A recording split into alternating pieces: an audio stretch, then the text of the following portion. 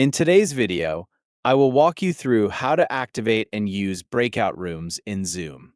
Start by joining or opening your Zoom meeting. Make sure you're the host or have been assigned as a co-host, since only hosts and co-hosts can create and manage breakout rooms. For the most reliable experience, use the Zoom desktop app, where the meeting controls are available along the bottom of the meeting window. Once you're in the meeting, look at the toolbar at the bottom of the screen. Find and click the More button. Depending on the size of your Zoom window, this may appear as three dots labeled More. This menu contains additional meeting options that are not displayed directly on the toolbar. From the More menu, select Breakout Rooms.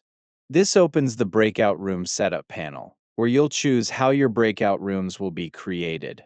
Begin by entering the number of breakout rooms you want. Decide on the number based on your group size and how you want participants divided.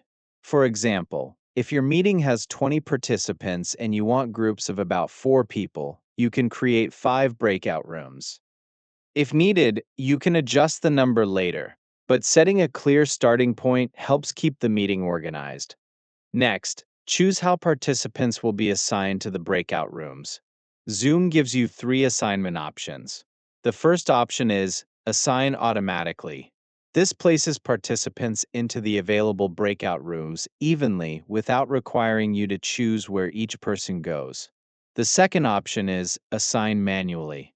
This allows you to decide exactly which participants will be placed into each room, giving you full control over the group assignments. The third option is Let Participants Choose. With this option, attendees can decide which breakout room they want to join. If you select this method, let your participants know how to locate the available rooms and join the one they want. After choosing the number of rooms and your preferred assignment method, click Create. Zoom will generate the breakout rooms using the settings you've selected. Once the rooms have been created, take a moment to review the setup. Confirm that the number of rooms matches what you intended and that the participant assignment method is correct.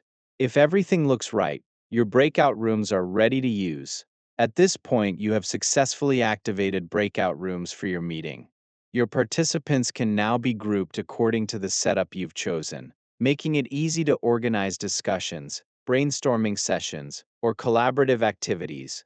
That's all there is to it. With everything set up correctly, you're ready to manage your breakout rooms with confidence. Thank you for watching.